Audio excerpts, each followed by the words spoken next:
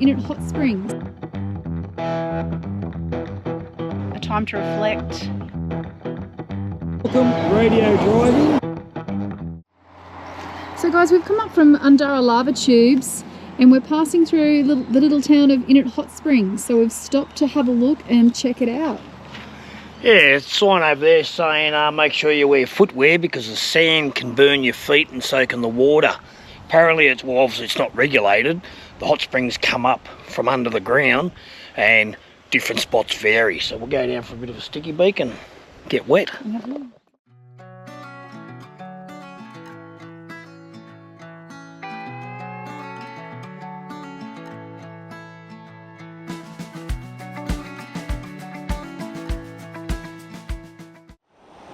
Oh, look at the steam coming off it.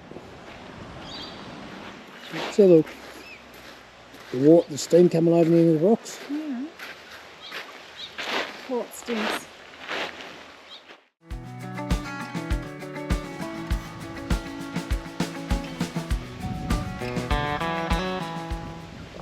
So that was our little stop over at Innot Hot Springs. What do you think, Dave? I think I'll ever stop there again. If the caravan park was open and had its full regulated pools and swimming pool, that would be awesome. But it's shut, and when you go down onto the beach, the water's a bit murky looking. Yep. Smells of that eggy, phosphorus, sulphurous, whatever smell. Yep. And put your feet in some parts and you absolutely scald your feet. Put them in other parts and you freeze your feet. It's like... It's hot, cold, but there is a warning sign there. Don't dig your feet into the sand because it's hot. It's hot. Which is what Roz did. Which is what I did. I actually went down to one of the shallow pools and just put pretty much my big toe in, but I could feel the heat straight away, so I just stepped back. But then the other sections were freezing cold, so yeah, it wasn't very appealing. No, and we actually got changed into our swimmers, ready for a swim, and I think I got into about knee deep, and that was it. Said, bugger it, let's just push on to Yungaburra or Atherton, have a look around there for the day. Yeah, but if you are passing and you're going straight through Innot Springs, like stop and have a look and go down and have a look, but if you're not coming this way, don't go out of your way to come here. Yeah, if you're here, have a look, 10, 15 minutes of your life. If you're not here, don't go out of your way because... It's not worth it. Not worth it. Anyway, guys, stay with us and we'll take you along for some more adventures. So guys, we've just passed through Ravenshoe on our way towards Mareeba, but check out this beautiful countryside. Look at that.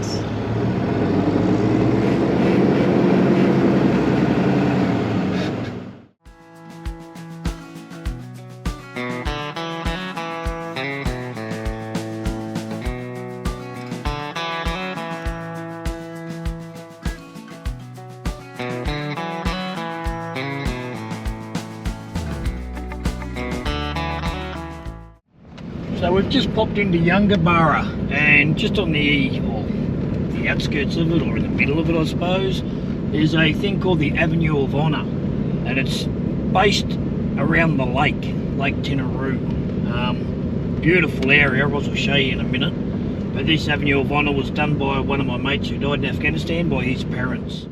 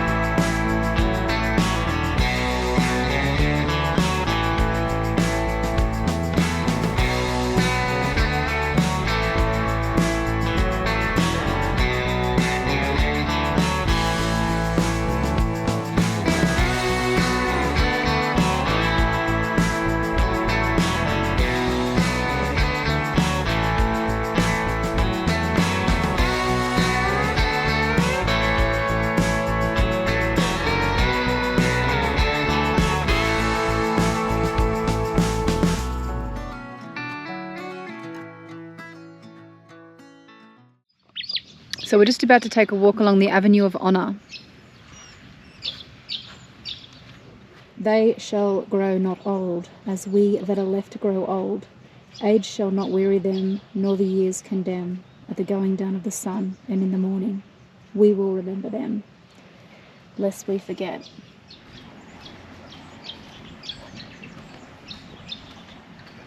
Is that about, babe? Oh, it's just telling you about 2 Commando and the soldiers that lost their lives from 2 Commando. A bit of a spiel about what happened in Afghanistan, and then down the bottom it's Quentin Bryce saying that she'd visited Afghanistan a few times and can understand what they were going through, sort of thing, but just talks about Australia's military contribution to the cause of the freedom, peace and democracy. Just talks, yeah.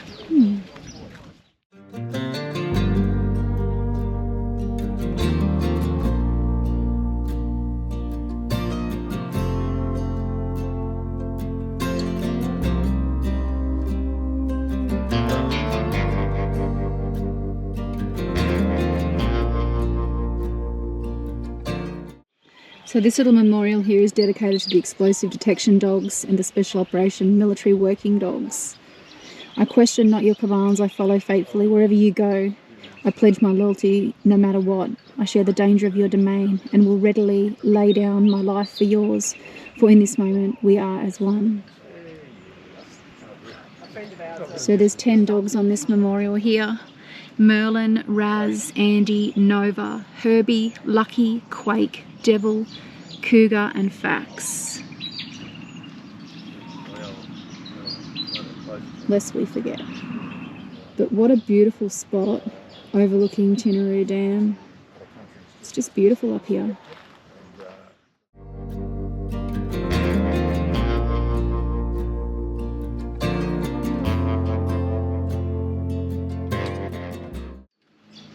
The amount of detail that's gone into this is absolutely amazing.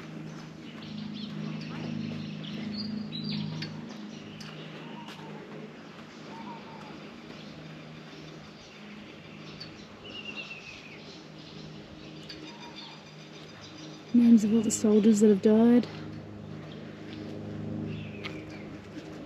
But it's such a beautiful area. There's a visitor's book here you can sign when you come to visit, and there's also some information on the Avenue of Honour. But even the little rest areas, the seats along the way, they're just beautiful. Officially opened by General David Hurley, Chief of Defence Force, 22nd of June 2013. Green on blue. Australian soldiers trained and fought with their Afghan counterparts in many instances shared living and working spaces 24/7. The Taliban used this trust to infiltrate the Afghan forces, masquerade as friendly soldiers and then attack coalition soldiers in their own home bases. These psychological and physically devastating incidents are called green on blue attacks and bring the enemy threat inside the usual safe perimeter. There have been several green on blue attacks on coalition forces that have so far wounded 12 and killed 7 Australian soldiers. In 2011 there was Lance Corporal Jones, Captain Duffy, Corporal Burt, Lance Corporal Gavin, and in 2012 Lance Corporal Milosevic, Sapper Martin and Private Pote. So those 3 were shot playing cards by I think it was Hekmatullah, climbed over, shot them, got over the fence and escaped to Pakistan, but they ended up tracking him down. And these were the guys that died whilst I was there, and that's what the tattoo is on my arm, with the 3 of them in a coffin. The guys all sitting beside. Up the front there's a priest and the Australian flag. That's the Hercules that took them back to Australia. So that's these 3. So the Avenue of Honour, Afghanistan 2001 to present. This living memorial is dedicated to the memory of all Australian soldiers who served in Afghanistan and those who fell in the fight against terror. May these fine trees grow and flourish as a reminder to generations to come of the courage, commitment and contribution of these brave sons of our nation who made the ultimate sacrifice in the pursuit of freedom, justice and liberty. Australia owes these gallant men a debt that can never be repaid. And that was written by John Howard, Australian Prime Minister 1996 to 2007.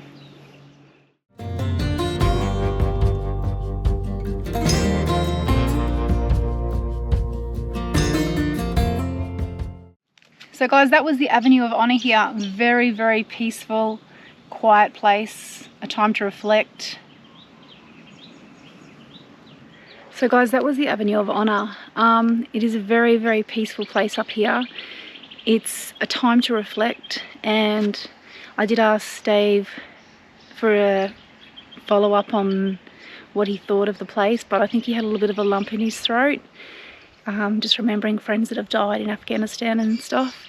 But anyway, if you're passing through around the Mareeba Lake Tinaroo Dam area, make sure you stop in and pay your respects at the Avenue of Honor. So guys, on our way through to Mareeba, we've stopped at Curtin Fig National Park to view the Curtin Fig Tree. Now it's only a stone's throw from Yungaburra, but we've stopped in here to check it out. Now, as you come down the main drag here, there is bus parking, so if you do have your van attached, you can drive in and drive out the other end. But this is the way to the Curtin Fig Tree. From the photos we've seen, it looks stunning, so we'll show you in real life in a minute. Very easy walking on a platform or a deck.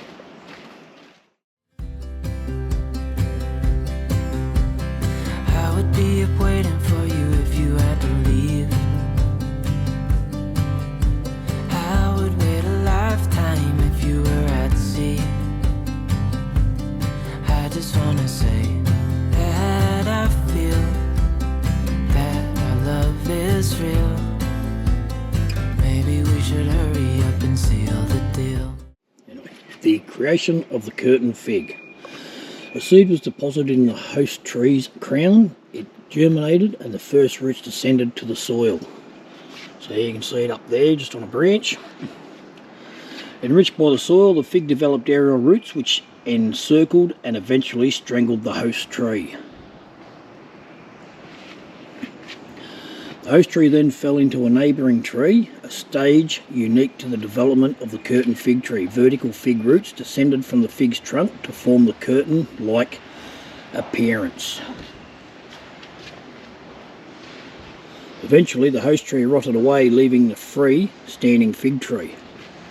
So you can sort of see the host tree in the centre there.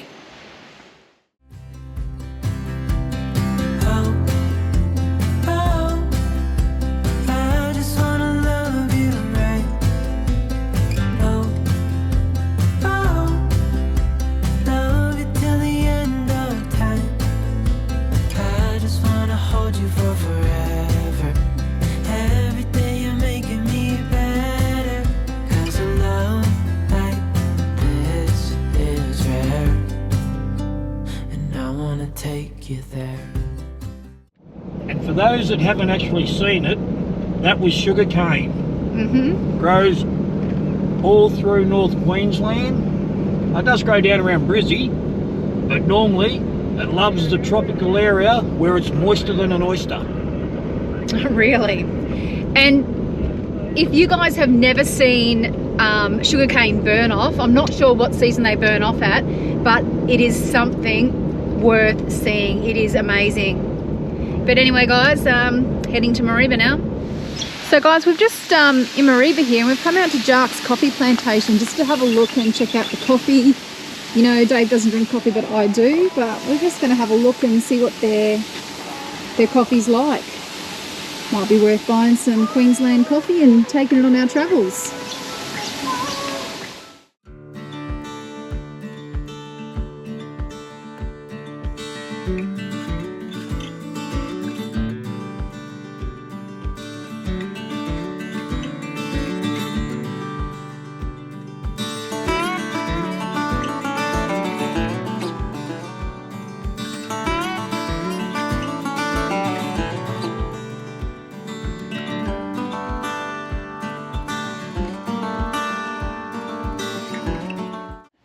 I've got Rob here from Jaques Coffee Plantation up here in Mareeba. G'day mate, how are you? I'm really good. How about you today? Good mate, good. Just a little bit about your plantation mate. Like I did not know that coffee was actually grown in Australia. I thought it all come from overseas and places like that. But when I was down at the lava tubes down the road there, I was actually reading the brochure and it mentioned how Mareeba has a lot of coffee plantations and stuff around it, which I didn't know because I've never really been up here. But how long you guys been in the industry, and how long you've been up here in Mareeba for? Well, I'm a third generation coffee farmer. My grandparents were growing coffee on the slopes of Kilimanjaro over in Tanzania. Yeah, right. And my grandparents on the other side were growing tea in Kenya. And as you'd expect, coffee wins out because it's the far superior drink. And so, yeah, many years. Then my parents actually moved over from East Africa in 1978 and kick-started the commercial coffee growing in Australia. So before that, there was coffee grown in the 1890s to 1920s, but labour prices rose and the black frost come in and wiped out most of the Australian industry. So where did your trees actually come from, or how did they get here? So they come from New Guinea, and obviously a lot of the coffee traces its origins back to Africa. So it's spread from Ethiopia and all around the world. So that's the main area it's come from. But the variety that we use here is a semi-dwarf variety. So it's actually perfect for machine harvesting. So it's actually called a Catawai Rojo, and it's a semi-dwarf variety of the Arabica genus. So there's two main varieties you might have heard out in your travels around. You got Arabica and you got Robusta. Yep. Arabica is widely known for its quality. That's why everyone wants to use it, and that's why we grow it. Robusta, as the name suggests, it's a very robust coffee. So you're not going to know what you're going to get from year to year when you actually grow it. So your flavour profiles change. It doesn't have the nice sweet chocolatey flavours, and it's got more of a caffeine kick to it. So that's the one advantage that it has, is a high caffeine content. All right. Now with the trees, how long does it take a tree to produce a coffee bean, or how long do they have to grow for basically before you can harvest them, and how long does the harvest last, so to speak? So it'll produce a coffee bean on the second or third year. So once you're growing a coffee tree, but commercial crops and ones that you can actually harvest is about 5 years. So from when you plant the seed in the ground to growing to the tree and getting your harvester over the top, it's 5 years. On the third and the fourth year, you might have a lot of coffee sitting on the trees, but the trees are so small, and you're looking at it going, oh, but it's not worthwhile doing, So not, especially at the wage prices these days. 300 people out picking coffee. Right. A cup of coffee would be $1,000. So you touched on that at the start. So obviously back in the day they used to pick it by hand, whereas now you've gone into machinery harvesting it. And I noticed over the back the big blue machinery, whatever it is there, the big machine. Coffee obviously that drives along with the trees in the middle, and there's a thing shake it or something. Yeah, that beans that's right. It's got fall lots of fingers, and they actually go into the trees, and they tickle off the beans. So you can control, if you got a bit of ripening and a bit of green coffee on there, you can control how hard you shake the trees. What you'll find is coffee is a fruit. So when it's red, it's ripe, and the tree is ready to reproduce, so it's happy to let it go. When it's still green, it wants to hold its babies to its chest, so it'll hold onto the green cherries onto the tree until it's ripe. So you'll find that with the harvester and being that aspect, you can have that slight difference in ripening, but you can get it through. So we actually invented the first mechanical coffee harvester in the world. I was going to ask how they come about coming up with something so delicate that it's not going to truss your tree. No. Because I imagine the first time going out there and all of a sudden all the branches are gone out.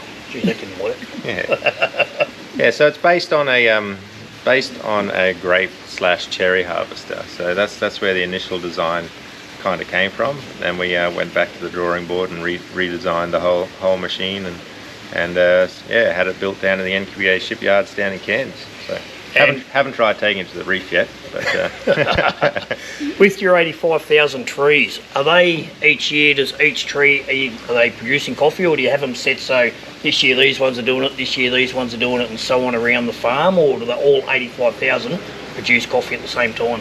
Well, generally, what you want to do is where coffee grows on a branch, it'll never grow there again. So if you let your trees grow for too long, you're going to find that you're growing a lot of beautiful coffee trees and wood, but it's not going to produce you any coffee. So what we actually do is we cut down back to about knee height every 4 or 5 years, but we stagger it across the plantation. So we might do 1 block 1 year or 2 blocks depending on where we are in the cycle. That way you're refreshing the whole tree. So it takes about 12 months and it's already back up to almost our height here. And then it produces almost double the crop that it would have if you hadn't cut it down. Okay. So it's a real hard concept to get your head around of, because you've got a beautiful coffee tree. It's going to give you coffee next year. And then you got to lock it down to knee height. So it's quite painful, but you're not losing anything because it produces a double crop the next year. So. And I notice you're drinking a black coffee. Looks like a black straight coffee. Like, I'm not a coffee connoisseur, so I don't know what they are, but you're obviously liking that for the flavour and the taste. You're not diluting it by putting milk or cream or any of the other stuff into it. Everyone's taste is different, but we actually produce a really high quality coffee on the farm. So the difference between us and, say, a roastery, there's lots of roasteries around Australia, is we know exactly where our coffee bean has come from. So when we grow it, what we put on it, my brother and my father, and my sister-in-law, they harvest the trees, and I'm down in the processing factory, and I take the skins off and dry it. So I'm in control of that, and then we take the second and third layers of skin off. So everything that's done, we get to control, and you can change the flavor profile in the whole system there. So we make sure that every year, we're always tweaking things, and we consistently get an absolutely amazing cup of coffee. So with the export industry, do you export a lot of your coffee overseas? No. Does it only stay in Australia? No. Australia only? Yeah. There's 80,000 tonnes brought into Australia every year. There's less than 1,000 tonnes grown in Australia. So the market for everyone here is so large that if you do need to look overseas, there's definitely something wrong. And generally what you'll find is people want to buy the coffee, and they want to buy it green so they can roast it themselves. We roast all of our coffee here on the plantation, and we sell it in 1 kilo bags and ship it around Australia. We do have people that love it when they come here, and they'll order cartons over to America and England and Japan and China, but we're not sending shipping containers of coffee. Yeah, right. Yeah, well, Roz has bought herself a kilo bag and some chocolate coffee beans because she knows I won't touch them. But how can people find you guys? Like, you have socials, websites? Like, if someone wants to order some coffee or look you up and that, how can they actually find you? So JAQUES coffee.com.au. So Jaques Coffee is what we call ourselves. You can call us Jaques Coffee, Jaques Coffee, whatever you like. As long as you drink our coffee, we're happy, okay? But yeah, so jump online, look for Mareeba Coffee if you're having a hard time getting the Jaques part of it. Everyone puts a C in our name, but just try JAQUES and you'll find that the coffee's there. Free shipping over $80, gets you anywhere. So when you're cruising around, chuck in your next address, and the coffee will be there waiting for you. So we've actually come out and I had a beautiful peach tea and some lemonade scones that just Wayne hailed them. They were awesome. You also have a bit of a restaurant here. I've seen something I've never seen before, and it was called a Eggs Benedict pizza. Yes. That looked phenomenal. Yeah. And I actually said to the young girl, I said, I'm going to come in tomorrow and have that for brekkie. But she said she's not open tomorrow, so I've gone bugger. 12:16, so close enough. Breakfast, lunch, call it a brunch, and we'll get one now. I'm hungry. And you also... Your shout. you also offer tours here. So I noticed you've got a couple of different tours. You've got the one where you can go in and see the cinema, sit down. I think it's a 30-minute presentation on how the coffee's all grown and harvested and all that sort of stuff. Planted, harvested, the full experience, going from not only obviously the wet factory, the dry factory, the roasting, the harvesting, and the whole process. Our family history, because there's quite a few turmoils all through the years, starting a fledgling business and starting a new industry in Australia. So quite a few challenges in those lines, and then you'll you learn a lot about coffee. People come out of there, and then we also have a tasting board that comes with that, where you get to experience pour over coffee. If everyone hasn't tried a pour over, try it. You get beautiful flavors out of that.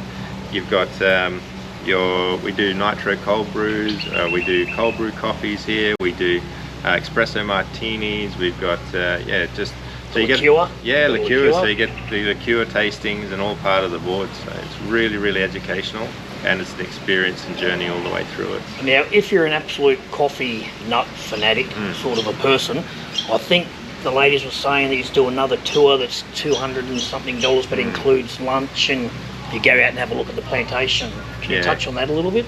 So that one there is for people that are really, really into coffee, like you're saying. So you'll get one of us to come with you in a tour around the place. So we'll take you to all the factories. We'll take you through the trees. We'll show you the beans. We'll do a bit of picking if it's ripe at that stage. We'll you know, there's just so much you can learn hands-on as well, and then obviously making coffees and all the rest of it. So you know, that's okay. Now, do you do group bookings, like take groups or individuals, and how often and timings? What time are you open? Monday to Friday? So we take coaches, we take group bookings, we take individuals. You know, so with the tour you can rock on up. It's every half an hour. For the premium tour, you got to come in and book that. It's a minimum of 2 people on that one there, and then you get to learn a lot in that aspect and pick our brains and get our knowledge. Now, the very last one, mate, I noticed you've got a nice little bar in there, and I noticed Billy Cart Brewing, you've got quite a few brews from them, and then beside that you've got another set of taps with all your own taps on there, and I think I noticed a sparkling drink and a couple of others. So what else do you do with, are they all coffee related drinks, are they, or? Yeah, they're all coffee. The beers, there's 2 beers that aren't coffee related, unfortunately. But the third one is. So what we got is we got a collaboration with the Billy Cart Brewery down in Atherton, and they made a coffee stout. So we supplied the concentrated cold brew coffee to them, and they added it to their stout. And so you've got a beautiful flavour of the coffee and the zing of the coffee, and as well as the thick dark stout, which is really lovely. So I like to call that one Upright All Night. And you get a bit of both on that one there. So, but yeah, so with the other taps, what we actually have is we've got tea made out of the coffee fruit itself. So you know, you said you had a peach tea, you should have had a sparkling cascara tea. I didn't see that till later. Thank you very much for that, Rob. You're most welcome. Guys, the coffee farm itself is just on the outskirts of Mareeba. If you're going from Mareeba to Cairns, how far out of Mareeba are we? So we're 12 k's out. 12 k's out. You'll see the signs. It's well signposted, and you go through some sugarcane farms and some other stuff, but eventually you end up here. And when you get here, it's an absolute surprise. Come in, beautiful decor inside, great food, and obviously great drinks. So if you're in the Mareeba area, wherever you're in Cairns, come for a day trip up and have a look around, because there's some awesome stuff here. And come and meet the guys, and the girls are very lovely, great service, and I can't say any more than that. But thank you, mate, for your time. Appreciate it. Thank you. Appreciate it. Enjoy your trip. No worries. See you in a couple of months. You will.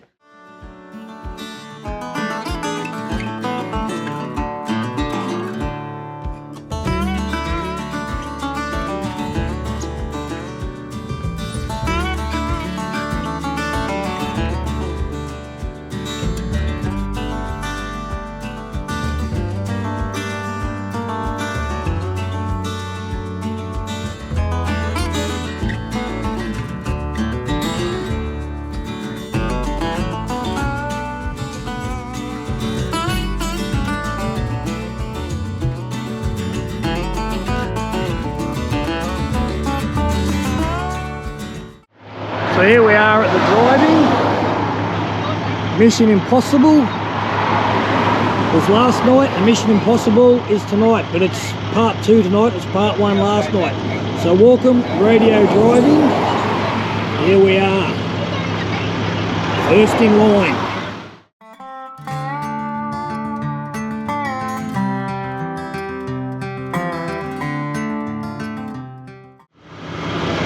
Here we are, welcome to the drive-in. Please turn off your headlights, use parking lights only when driving in. The movie has started. Half time is 8.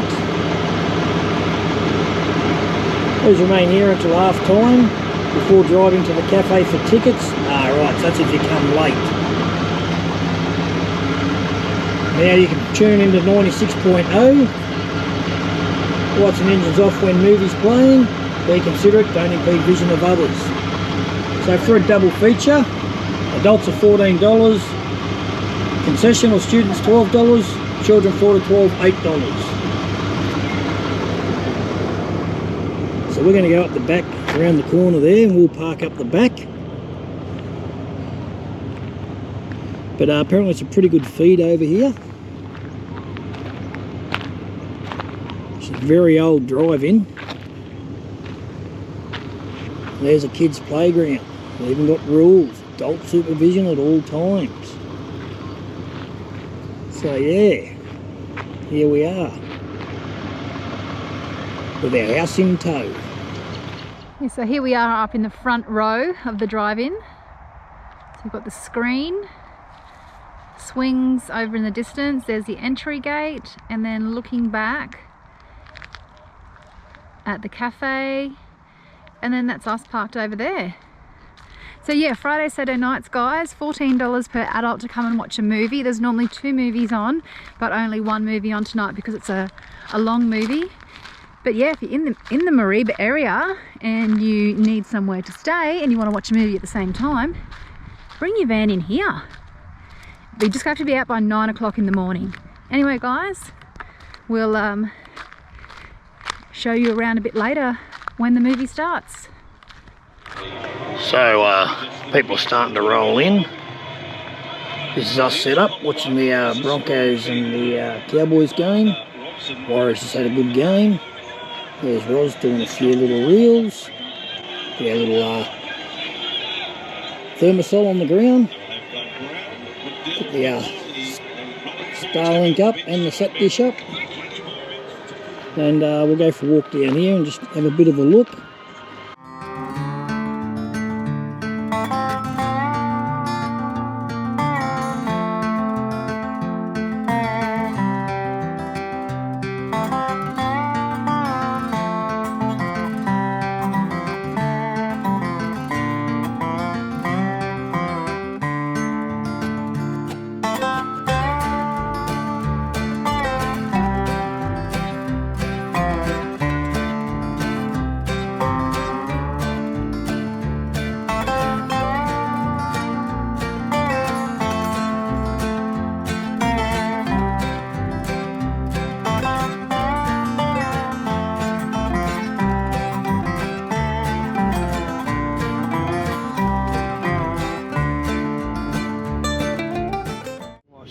Morning. Morning. So yeah, that was our night at the Mareeba Drive In, and it was quite good. I thoroughly enjoyed it. The food was good, very cheap, and the whole night was only, it was $20 for the 2 of us. It was $10 each because there was only the 1 film, and yeah, free camping. Like, what do you think?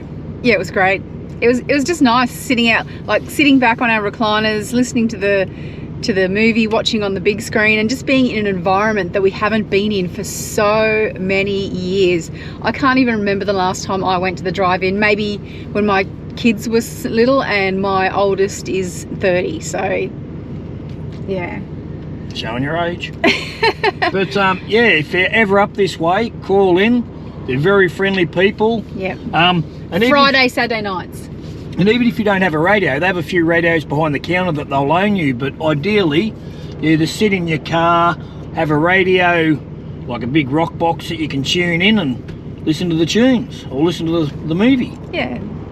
Anyway, guys, we're heading up to the Lion's Den Hotel, which is about 2 hours 42 from here. And we may stop and have a look at a couple of things on the way, but yeah, take you along. So guys, we're on the Mulligan Highway, or on the range, coming into the Lion's Den. We're about 100 k's out, but look at this beautiful, beautiful view. It is just amazing.